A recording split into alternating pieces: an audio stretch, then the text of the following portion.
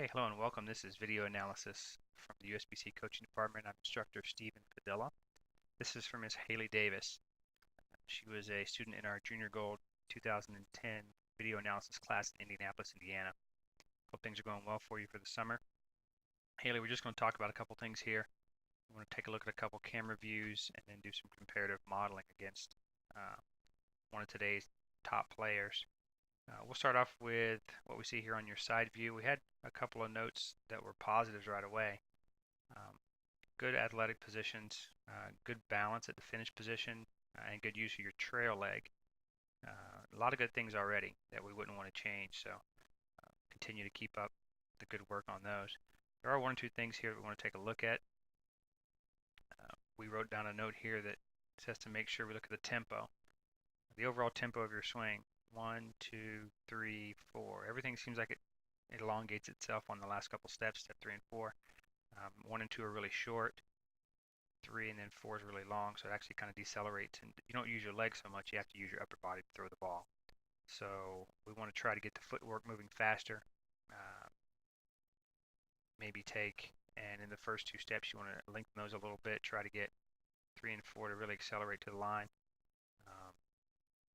We'll take a look at a different view. Switch over to the back view here. Another positive note, good start position. Again, good trail leg finishing down here on the floor after the fact. One of the items we need to look at too is it looks like we're pulling up at the foul line. The body comes up, everything pulls up on top of the knee. So it tells me that your upper body and your lower body are just trying to heave the ball to the line, trying to get some kind of ball speed, especially given the amount of rotation you have on it. So we'd like to see you stay down lower and be able to just shuffle or glide more across the approach.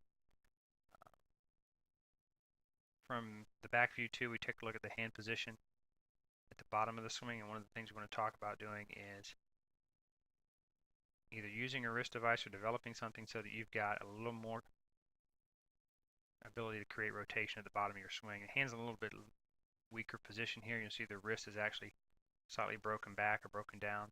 I like to see the fingers as low as possible release, and I'll show you another video for that in a second.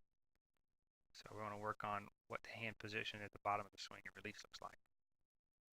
I'm going to slide back over to video 1. Here's the side again. And we'll slow this down.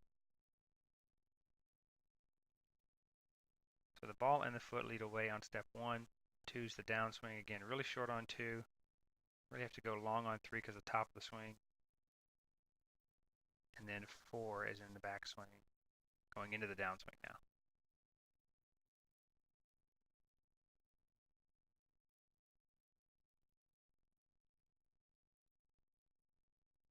All right, one more time. We may want to start the ball a little bit sooner on step 1 to get the tempo going faster instead of the ball going up and step 1 completing itself. From this point, it looks almost like a 3-step approach. Now the ball's still out in front of you and you've got 2, 3, and 4 to go. So you may want to get that ball down into the swing faster, get it moving, get it going to the floor quicker so that it makes your feet move faster. Step 2 now, top on 3, which has to be long because you have to continue to get the ball to the backswing, and now 4 has to be long, and you're only halfway across the approach here. So you've had 3 steps in a small amount of space. Now you've got the rest of the slide to go, so you have to launch yourself forward, and the more you have to create a large momentum, the more you lift up and pull up. There's a trail leg coming up, and eventually when you bend the left knee, kind of cheat it there. You get it right back down after you've bent the knee and the ball's already kind of gone out of the shot. So let's do a little modeling here. Let's put you against another player. I think we used, if I'm not mistaken, Miss Linda Barnes to compare you to. We'll take and do a split screen on both you guys here. And what we'll do is go ahead and just start from the top down and compare you real quick. Bowling ball is about the same spot. You're about waist high, arms down a little bit. You'll see that Linda's a little bit more waist up, maybe a little bit more back on her heels to start. Get you into the beginning of step 1 for you.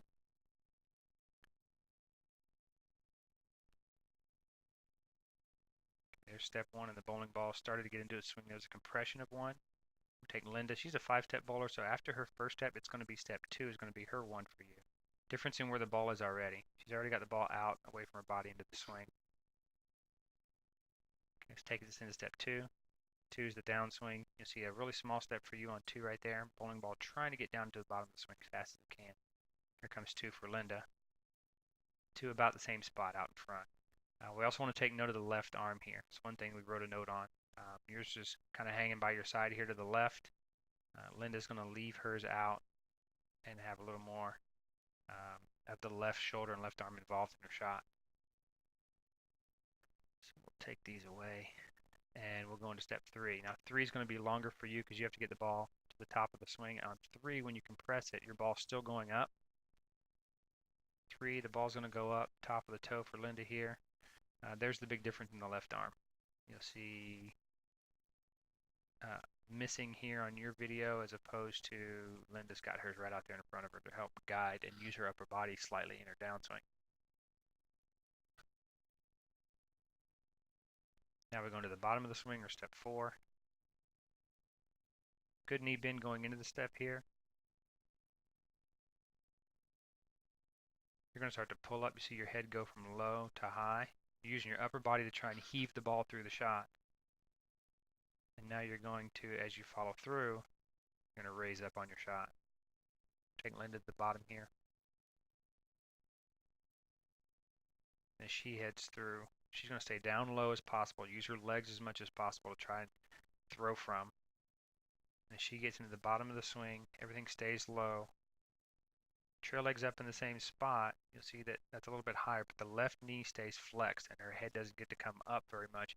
Everything compresses itself more toward the foul line. So all of her body position, her shoulders, her hips, and her knees are all still going down lane, and nothing ever heads like it's going up. Everything still goes out toward the floor.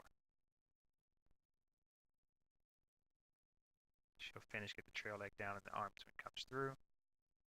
There's a slight hop, and then you get almost the same position. So, want to stay low, get the lower body down, and keep it going toward the pins. Don't let it pull up to the ceiling. Okay. On area 2, I want to make a quick reference to your release, one of the other items we had written down here. I've got 2 views of your release. We'll start with one on the left. I'll go ahead and let this play at regular speed. And you've got pretty good accuracy while you were here working with us. Just wanted to make sure that we're able to generate a little more revolutions, maybe a little more ball speed. And right now your speed matches your rev rate pretty well. You can see ball reaction. You can see how the lane patterns transition because your ball's going to read the lane pretty well. The bottom of the swing, we noticed a little earlier looking at it that as the thumb comes out and the fingers are following, the wrist is in a weaker position. Because it is, we may need to use something to try and get those fingers as low as possible. You'd like to see the fingers at the bottom of this equator, or right here along this equator as you get to the bottom of your swing. So if you can get the fingers lower somehow, some people use a wrist device. Some people will take and just practice maybe at the foul line with some drills trying to strengthen their wrist position. If you can get your fingers lower on the bottom of the swing, you actually generate more revolutions. But as you generate more revolutions, you're going to want to pick up that ball speed with your feet. So it's going to be really important to make sure you do as much as you can to try and get your tempo and your footwork up as fast as you can go. I'm going to split the screen real fast here, and the second view is a release. I've just drawn in the same position where the fingers are at the bottom of the swing here. And once again, you see at the top of the swing, or at the bottom next to the ankle, you're real close. The bowling ball is close to the ankle, which is really good. But just our fingers are so high and the wrist is so weak that we're limited to what we can do with our release. So maybe find something to work on that. Maybe a wrist device, maybe some practice drills. Hopefully you're getting a chance to do more work over the summer.